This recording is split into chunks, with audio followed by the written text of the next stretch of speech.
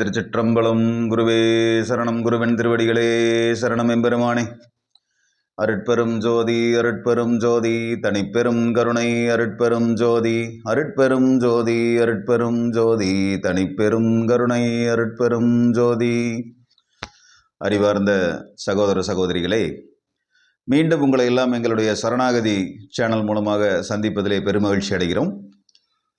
இன்றைய காணொளியில் பௌர்ணமிகள்லேயே சிறந்த பௌர்ணமி அப்படின்னு எடுத்துக்கிட்டிங்கன்னா அது சித்ரா பௌர்ணமி அப்படின்னு சொல்லுவாங்க. சித்திரகுப்தனுக்கு அந்த அன்னைக்கு வணங்குவாங்க.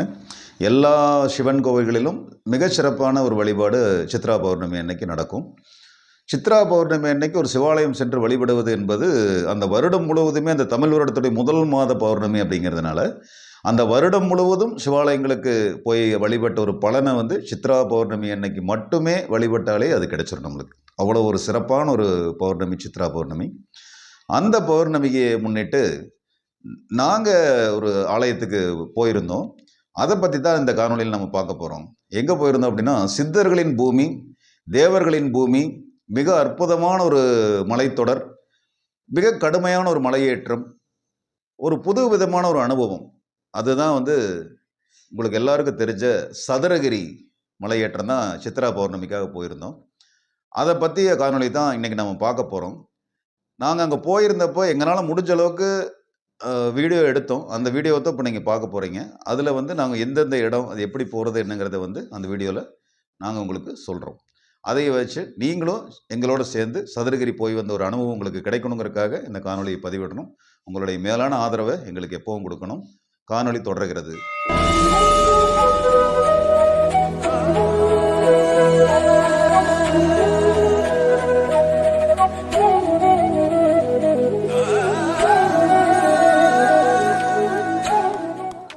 சிவாய திருச்சிற்றம்பலம். இது சதுரகிரியினுடைய பார்க்கிங் பகுதி. நீங்கள் காரில் வந்தாலோ இதில் வந்தாலும் இங்கே தான் நீங்கள் பார்க்கிங் பண்ணுற மாதிரி இருக்கும்.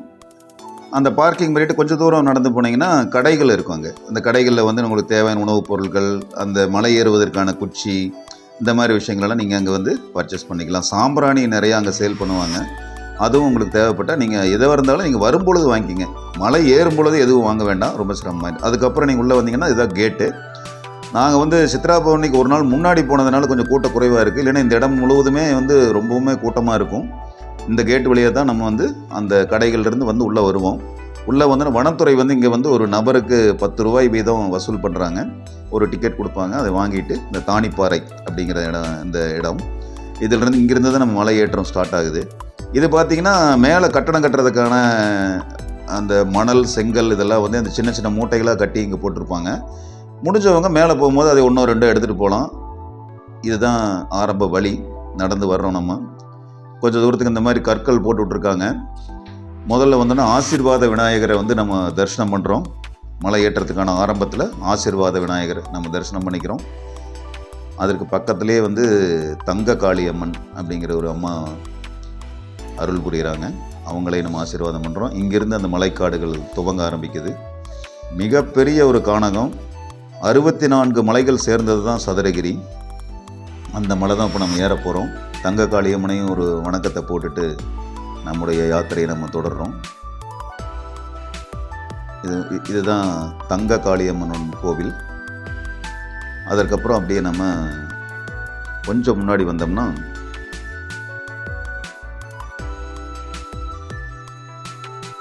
இந்த இடம் பார்த்திங்கன்னா வனப்பேச்சியம்மன் கருப்பண்ணசாமி இருக்காங்க. வனப்பாதை தொடங்கியாச்சு. இங்கே பார்த்திங்கன்னா இந்த மாதிரி சின்ன சின்ன கடைகள் எல்லாம் இருக்கும். அங்கே நிறையா நீர் பழங்கள், உங்களுக்கு தேவையான தண்ணீர் அதெல்லாம் கிடைக்கும். இந்த மாதிரி தான் கொஞ்சம் தூரத்துக்கு படி மாதிரி ஏறி போகுது. மிகப்பெரிய கானகம். நாங்கள் பௌர்ணமிக்கு முன்னாடி நாள் போயிருந்ததுனால கொஞ்சம் கூட்டம் குறைவாக இருக்குது. நாங்கள் இறங்கி வரும்போது ரொம்ப நிறைய கூட்டம் இருந்தது. இந்த மாதிரி கற்கள் போட்டு விட்டுருக்காங்க. அதில் தான் நாங்கள் இப்போ ஏறி வந்துட்டுருக்கோம். நான், எனது மனைவி, எனது சகோதரி 3 பேர் போயிருந்தோம். இந்த இடத்துல தான் முதல்ல அந்த காட்டுப்பாதை ஸ்டார்ட் ஆகுது. இந்த இடத்துக்கு பேர் மாங்கனி ஓடைன்னு சொல்கிறாங்க. இந்த மாங்கனி ஓடைங்கிறது பார்த்திங்கன்னா அந்த கீழே கயிறு கட்டி விட்டுருப்பாங்க பாருங்கள். மழை காலங்களில் அந்த ஓடையில் வெள்ளம் ஜாஸ்தியாக வரும் பொழுது அதை கடந்து போக முடியாது, அதை பிடிச்சிட்டு போகிறக்காக கயிறு கட்டி விட்டுருக்காங்க. இந்த மாங்கனி ஓடை அப்படிங்கிறது அதற்கு அடுத்தபடியாக பார்த்திங்கன்னா இந்த மாதிரி காட்டுப்பாதையில் நம்ம ஒரு 3-4 கிலோமீட்டர் மறுபடியும் அடர்ந்த காடுகளுக்குள்ளே பயணம் செய்யணும். இது வந்து ஒரு காங்கிரீட் மாதிரி போட்டு விட்டுருக்காங்க. அதில் நம்ம ஏறி போகலாம். ஆனால் ரொம்ப அடர்ந்த காடு இருக்கும். நிறைய இடங்களில் பார்த்திங்கன்னா சூரிய வெளிச்சமே உள்ளே வர முடியறதில்ல. அந்தளவுக்கு ஒரு மிகப்பெரிய காடு. அங்கே என்னுடைய மனைவியும் என்னுடைய தங்கை 2 பேர் நடந்து வந்துட்டுருக்காங்க. நான் முன்னாடி இருந்து அவங்கள வீடியோ எடுத்துகிட்ருக்கேன். இந்த மாதிரி காடுகளில் கிட்டத்தட்ட ஒரு 3.5 4 கிலோமீட்டர் வரைக்கும் 3 கிலோமீட்டர் நம்ம இதில் நடக்க வேண்டியிருக்கும்னு நினைக்கிறேன். அப்படியே நம்ம நடந்து வந்தோம்னு சொன்னால் முடிஞ்ச அளவுக்கு ஓய்வெடுத்து ஏறிவாங்க. நாங்களாம் கிட்டத்தட்ட ஒரு 6 மணி நேரம் இந்த மலை ஏறினோம். இது வந்து அடுத்து வரக்கூடிய வழுக்குப்பாறை அப்படிங்கிற ஒரு பகுதி. ரொம்ப ஒரு டஃப்பான ஒரு இடம். பாறையிலே அப்படியே செதுக்கி விட்டுருக்காங்க. அது வழியே தான் நம்ம ஏற போகிறோம். இந்த வழுக்குப்பாறை அப்படிங்கிறது சதுரகிரி பயணத்தில் கொஞ்சம் ஒரு கஷ்டமான ஒரு இடம். அந்த செதுக்கி விட்டுருக்கிற அந்த இடத்துலேருந்து நம்ம கீழே விழுந்தோம்னா இந்த பக்கம் இருக்கக்கூடிய அந்த பள்ளத்தாக்கில் விழுந்துருவோம். அந்தளவுக்கு ஒரு ஆபத்தான இடம்தான். வயதானவங்க, பெண்கள், குழந்தைகள் எல்லாம் ரொம்ப கவனமாக ஏறி போகணும். அதில் ஏறி அதுக்கப்புறம் மறுபடியும் நடந்து நம்ம வந்தோம்னா கொஞ்சம் தூரம் வந்ததுக்கப்புறம் சங்கிலிப்பாறை அப்படிங்கிற இடத்த நம்ம அடைகிறோம். அந்த இடத்துலையும் வந்து நீரோடைகள் வந்து வருது. மழை காலங்களில் இந்த நீரோடைகளில் நிறைய தண்ணி போகும்னு சொல்கிறாங்க. நாங்கள் போயிருந்தப்போ கோடை காலமாக சித்ரா பௌர்ணமி சித்திரை மாதங்கிறதுனால அந்தளவுக்கு தண்ணீர் இல்லை. ஆனால் குளிக்கிற அளவுக்கு தண்ணீர் இருந்தது. இந்த இடத்துல குளிச்சுட்டு அந்த சங்கிலிப்பாறை அப்படிங்கிறது வழுக்குப்பாறையை விட ஒரு 2 மடங்கு பெருசு. சங்கிலிப்பாறை ரொம்ப ரொம்ப கவனமாக ஏறணும். வலதுகை பக்கம் சரிஞ்சு விழுந்தோம்னா பள்ளத்தில் தான் விழுகணும். இடதுகை பக்கம் ஒட்டியே நம்ம மேலே ஏறிக்கணும். இந்த சங்கிலிப்பாறை அப்படிங்கிறது அதுலேயும் வந்து பாறையில் செதுக்கி விட்டுருக்காங்க. அதில் அப்படியே ஏறி மேலேறி வந்தோம்னா இந்த ஒரு உயரத்துக்கு வந்துடலாம். இப்போ கிட்டத்தட்ட நம்ம ஒரு அடர்ந்த கானகத்துக்குள்ளே வந்துட்டோம்.